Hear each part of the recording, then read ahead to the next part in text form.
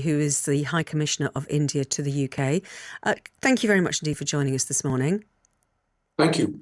Thank you for having me. What's your reaction to what's been happening overnight in the last few hours, these incidents where India are accusing Pakistan of targeting its bases, Pakistan are accusing India of firing at 3 of their military air bases. Where are we at the moment in this escalating conflict, would you say?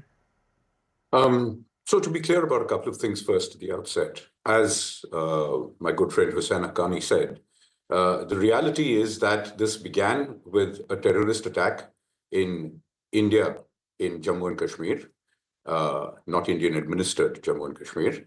It was an unnecessary, egregious, and actually brutal act of terror. There is no other word for it. 27 people were asked to identify themselves on the basis of their religious identity, and those who weren't of a particular faith were shot in cold blood in front of women and children. The response to that was targeted, measured, and deliberately stated and described and acknowledged indirectly, of course, by the Pakistani system as not having hit any of their military bases, not having hit any of their government structures or national infrastructure, etc. The retaliation, as they're calling it, to that, the response, as they're calling it to that, what will they strike? They've gone ahead and struck military installations in India.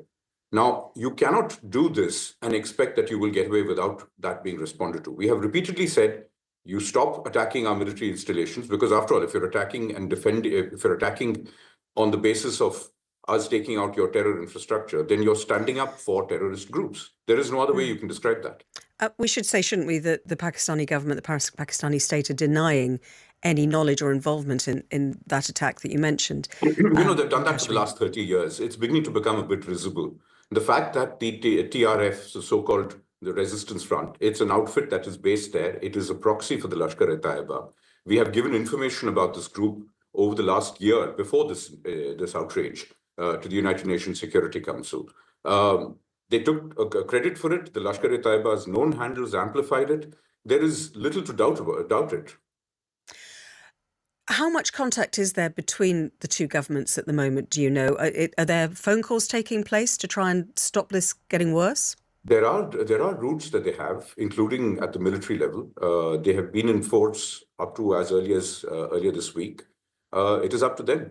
The ball is consistently in their court. Each time they up the ante, as we have told them and we have said to the world in public, we will respond. And as to the point about both the previous speaker, not just Ambassador Haqqani, but the previous former British diplomat who spoke, I think we should be very clear about it. If the international community wants to do something, it has had a long opportunity to do so in the last 30 years. It has sat on its hands and prevented and therefore prevented action and therefore allowed Pakistan to build up this infrastructure of terror. That it is now such a deep and integrated part of their state that they choose to respond on behalf of terror infrastructures is really down to the international community. It's not us. But we are the victims of it, and we will act. As we heard Hussain Haqqani say just now, these two countries are effectively two siblings born on the same day in 1947, which struck me very much because there is so much that unites the people of India and Pakistan. So why are we still in this ongoing, difficult, tense, worrying situation? From our side, all we ask of them is, first and foremost, abjure the use of terror. I don't think that's a particularly unfair ask. It doesn't seem to be anything that any other country would ask of a neighbor, or any other country indeed. I don't see the same level of patience being offered to anybody else who uses terror as a means of statecraft. Beyond that, anything else is possible. But we need to begin with clarity about this. No other country has offered restraint for 30 years of unrequited use of terror. You say anything else is possible. These are two countries that hold nuclear weapons, and that will obviously be of concern to everybody. I said anything else is possible in terms of being able to be neighborly from the if you abjure the use of terror. Is there a threat though of nuclear retaliation at any point? That's not coming from us. The nuclear word has been used by the Pakistani state repeatedly in the last 1 week. So you can say that India would not engage in an escalation to that level? I can say India will not engage in idle rhetoric. Our nuclear doctrine is published and well known. The Pakistani one is not published and therefore not well known. We are the ones who offer a no first use doctrine. We also offer that we will not use nuclear weapons against non-nuclear weapon states. But we also say that if anybody retaliates, uses nuclear weapons against us, no matter in what kind and what capacity, we will retaliate massively with that. What do you think needs to happen now to stop this situation getting worse? I mean, you say that it's down to the Pakistani government to deal with it, but is that likely to happen? Is there a suggestion that you are the bigger economic power? You have so much money compared to what they have in Pakistan. Is there an element of you having to almost be the ones who back down first?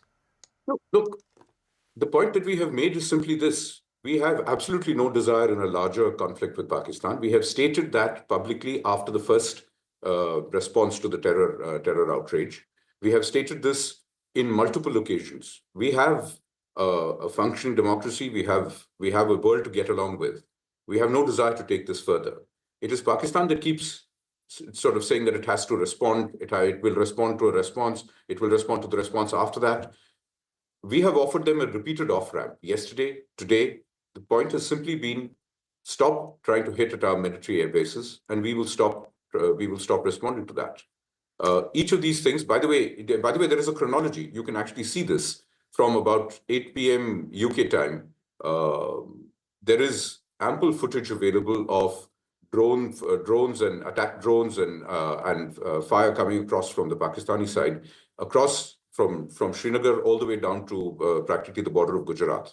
Now, all of those are being taken down with our air defense system, and then we're responding to where it comes from. Now, you can't say it's going to be one way.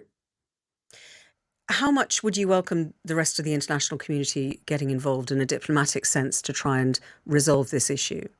Look, the route is very simple. Tell Pakistan it has an off-ramp, it can stop. Beyond that, it needs to recognize that this 30-year-old strategy of theirs of playing a subcritical conflict with us and then playing the victim at the same time, that has to stop. It's as simple as that.